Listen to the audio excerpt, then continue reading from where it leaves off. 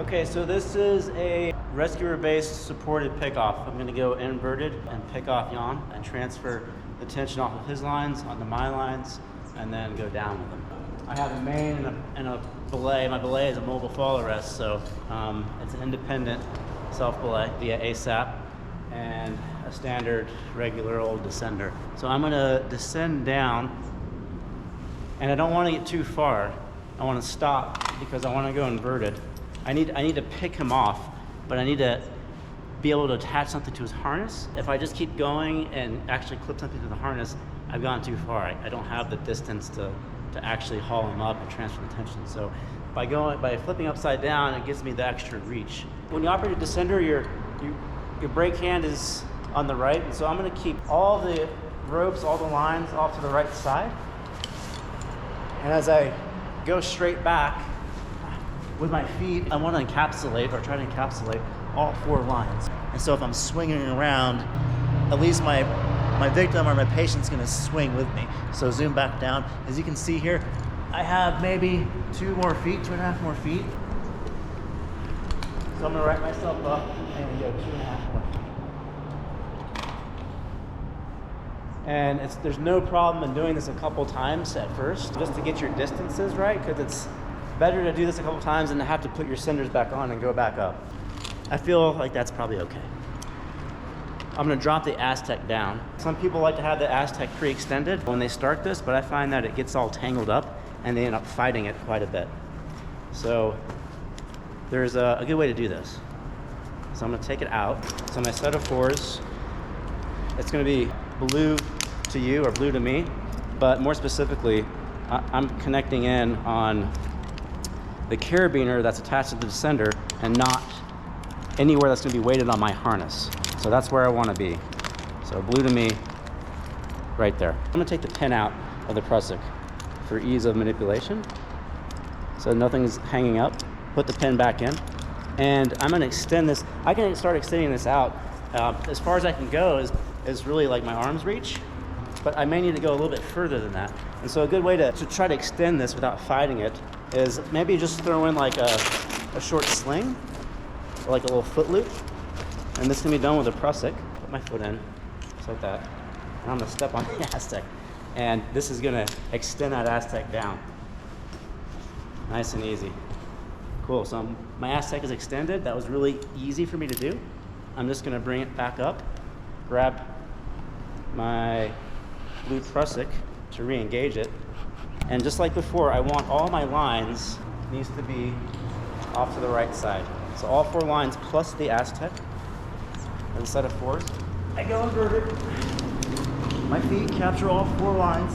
And now I just look to the side and say, okay, well there it is. I can clip anywhere. I'm gonna clip on his ventral because this is his primary working line connection right here.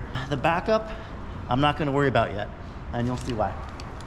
Right myself back up. And when I do, the only thing I want to have between my legs at this point is I'm just going to move that Aztec or that set of 4s in so that I'm straight in. And my backup and my primary lines, I want those out of the way. So I just want to double check that. A lot of this is just line management.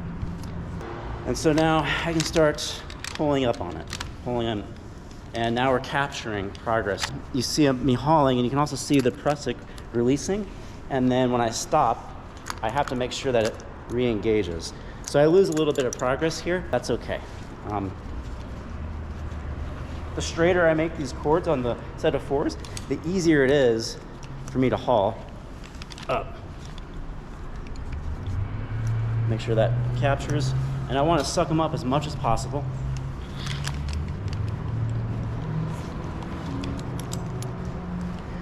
And these prusiks can get finicky, so I have to make sure that it actually grabs. Otherwise, I lose progress. Sometimes they don't grab very well. So right there, they grab. And if I can get one more, right there. I can tie this off, or I can just leave this as is. Some people say, oh, you want to be extra safe, and tie off that haul strand by locking it off through your ring here with 2 half hitches. Okay, where do we draw the line with being overly redundant and what's safe and what's not? Sure, if you want to do that in training, If your organization says that's what you have to do, then do that. I'm not going to do that because I'm perfectly fine and trusting that this press is going to hold. So I'm just going to let that drop. And so his connection is completely loose. Before I disconnect one of his lines, he's only on 1 point of connection here, so I want to maintain 2 points. And the way I'm going to do that is put his backup in. And I can do that a number of different ways. For me, I like adjustability. And on my ascenders, the cast cell that I use is basically a progress adjust, this black lanyard here. So I can connect on either side. I have carabiners on either side. I'm gonna put all the junk in on my ascenders to his sternal, right there. And here, I'm just gonna loosely put this on the spine of my backup. I can only do this if I'm using the ASAP Sorber Access, because this is rated for a 2-person without desheathing the rope. The ASAP Sorber 40s and 20s, you can't do that. So this is perfectly acceptable, fast, easy, good to go. A lot of ways to belay. This is like the fast way. I can just make this not super tight, just so that there's not a lot of slack in it. And so now he's connected on 2 points into my system, and now I can disconnect all his gear. So I'm going to take his backup off.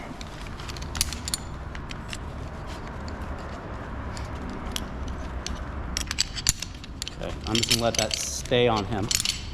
And I'm also going to take his descender out.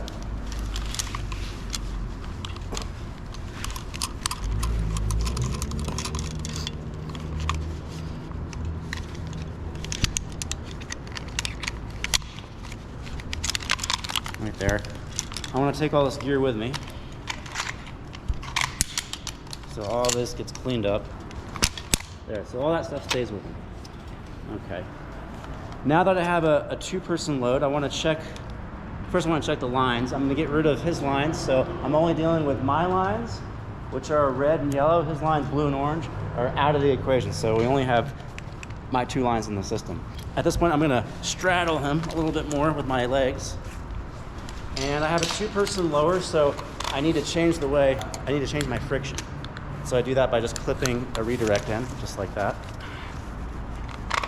And now I can safely and reliably go down on my descender. Some descenders are rated to be able to handle this without a directional, but you should always start in high friction mode and then dial it back down regardless of what descender you're using. The new Petzl IDs have this friction horn right in here where you can just back clip your rope, and that does the same thing as a carabiner to your harness. And that's the rescuer base supported pickoff.